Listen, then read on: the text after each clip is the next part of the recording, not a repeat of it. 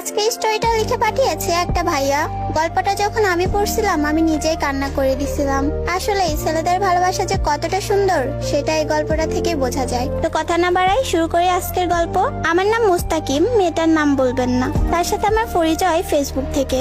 2 দিন কথা বলার পর আমি তার ছবি দেখতে চাই, কিন্তু সে আমায় বলে সে বাটন ফোন ইউজ করে, ফেসবুক চালায়। তারপর আর তাকে দেখা হলো না। কাউকে না দেখে কথা বলা কেমন দেখায় বিষয়টা ভুলেই গেলাম। রোজ কথা বলতাম আমরা, তাই ওর থেকে ওর ফোন নাম্বারটা নিলাম।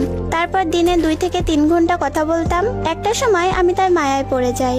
তারপর ভাবছি ওরে ভালোবাসার কথাটা বলবো, কিন্তু আমি তাকে কখনো দেখিনি। ওর বাসা আমার বাসা থেকে বেশি দূরে ছিল না। ওদের গ্রামের একটা ছেলে আমার স্কুলেই পড়তো, তার কাছে গল্পটা শেয়ার করি। সে আমায় বলে মেয়েটা ভালো।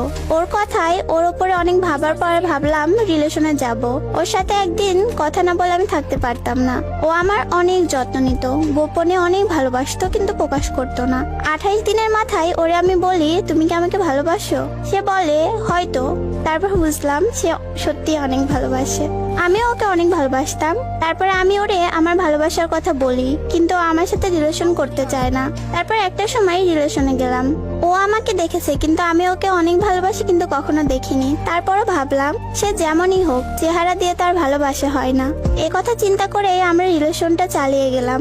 ও অনেক ভয় পেত, সবসময় বলতো তুমি আমাকে কখনো ছেড়ে যাবা না তো? আমি তাকে বলি কখনো ছেড়ে যাব না, তোমার মাঝেই তো আমার ভালো থাকা। তাকে তো আমি অনেক বেশি ভালোবাসতাম, ছেড়ে যাওয়ার কথা মনেই আসেনি।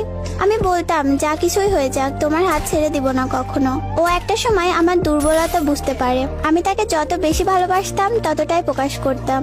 একদিন হঠাৎ করে আমাকে বলে তুমি আমাকে ভুলে যাও। তারপর আমার ভেতরটা মোচড় দিয়ে উঠলো। সে যেগুলো বলে এগুলো আমি মোটেও মেনে নিতে পারবো না। আমার মাথা কাজ করছিল না। আমি শেষ কবে কান্না করছিলাম নিজেও জানি না। তার মুখ থেকে এসব শুনতে হবে ভেবেও দেখিনি। অনেক কান্নার পর তার কল আসে। সে বলে এটা ফান ছিল। তারপর ও অনেক কান্না করে। এভাবে কেটে যায় অনেকটা দিন। তারপর এক সময় ওর ভাই আমাদের বিষয়ে সবকিছু জেনে যায়। ওর থেকে ওর ফোন কেড়ে নেয়। তারপর ওকে অনেক মারে, আর কথা হয় না। তারপর একদিন ওর ভাই আমারে কল দেয়, দিয়ে বলে ভাই আমি ওরে অনেক মারছি, তবুও তোমার নাম ভুলতে পারেনি। সেদিন অনেক কষ্ট লাগছিল, আমার জন্য ও অনেক মার খাইছে। ভাই আমার পরিচয় নাই, আমিও তাকে কতটা ভালোবাসি তার ভাই মেনে নেয়। তার আম্মুর সাথেও কথা বলতাম। তারপরও ছবিও দেখি, মাশাআল্লাহ অনেক সুন্দর ছিল। ভালোই চলতে থাকে আমাদের রিলেশন। ওরে রোজ ছেলে দেখতে আসতো, আমার অনেক খারাপ লাগতো। একটা সময় ওর কথা বলার ধরনও বদলে যায়। ওর বদলে যাওয়ার কোনো কারণ খুঁজে পাইনি, এবং সম্পর্কের মাঝে কখনো আমি কোনো ভুলও করিনি। সব সময় ওর সব কথা শুনতাম। আমি ওরে সব সময় বলি তোমায় ভালোবাসি, বিনিময়ে অবহেলা পাই। অনেক কষ্ট দিয়ে কথা বলে, না পারি ছাড়তে, না পারি ধরে রাখতে। ঝড়গা হওয়ার পর আমি মেসেজ দিলে অনেক কথা শোনাই। ওর হাজারটা অপমানের পরেও বেহায়ার মতো 2টা কথাই আমার অভিমান থাকে না।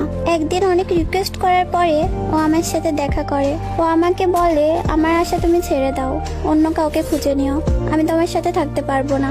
যার জন্য এত কিছু করলাম, আজ সে আমাকে এগুলো বলে।